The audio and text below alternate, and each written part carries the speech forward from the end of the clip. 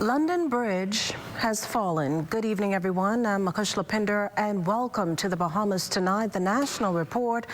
Thanks for joining us. As the legend tells it, she went up a tree, a princess, and came down a queen. And after reigning for 70 years as the UK's longest-serving monarch, Queen Elizabeth II has died. The moment in history that changes everything. Majesty Swain starts off our team coverage with the story of Elizabeth Regina. Wall of sadness, the knell of death, the flow of tears. Yes, Makushla, a somber day as the Bahamas joins nations around the world in bidding farewell to Her Majesty Queen Elizabeth II, who, according to a palace statement, died peacefully at her beloved Balmoral Castle in Scotland after 6:30 p.m. British time. She was 96. Her death just over a year following her husband, Prince Philip's, in April 2021. Ahead of the Queen's passing, her family rushed to be at her side following news that her health was deteriorating. Queen Elizabeth's reign spanning some 7 decades. Born Princess Elizabeth Alexander Mary on April 21, 1926 in London, she ascended to the throne following the death of her father King George VI when she was just 25. From then on, she became Queen Elizabeth II of the United Kingdom of Great Britain and Northern Ireland, and of her other realms and territories, Queen, Head of the Commonwealth, Defender of the Faith. Her coronation ceremony, the first ever to be televised, allowing the globe to take in the pomp and pageantry of the event. At the time, she pledged herself to her service as, quote, "So many of you are pledged to mine," end quote, adding that throughout my life and with all my heart, I shall strive to be worthy of your trust. While she assumed the throne at a time when Britain was emerging from the ravages of World War II, Queen Elizabeth's reign is mostly viewed as a peaceful one. On a weekly basis, she met with prime ministers. The first, Sir William Churchill. In all, 15 prime ministers would take office during her reign. The last, Liz Truss, whom the Queen met with just days before her death.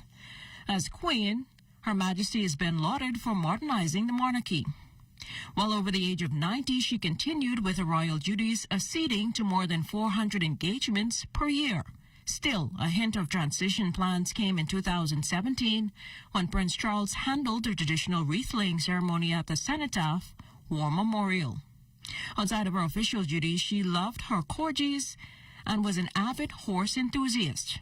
Bahamians among the millions mourning the loss of a queen loved and admired, one of them emotional British resident Serena Williams. I'm sitting at home here, very upset, tears streaming down my face. You know, I grew up in her era and I've known nothing else except her leadership. And we've watched her children being born and them getting married and everything else, but it's very discombobulating. It makes me a little bit almost scared because you sort of think, what will happen to England without her? You know, she was such a great queen. And I'm finding it difficult to say King Charles. I think he'll be very good in his own way. I hope he finds his way in his own ways. I don't think he afforded very strong leadership, but I think if he's himself, he'll do a very good job.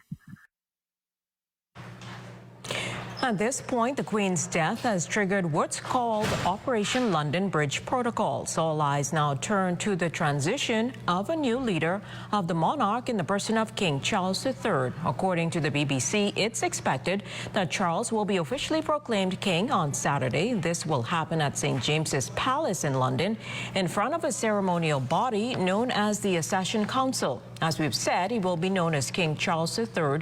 Now, he's not the only one who faces a change of title. Although he is heir to the throne, Prince William will not automatically become a Prince of Wales. That will have to be conferred on him by his father.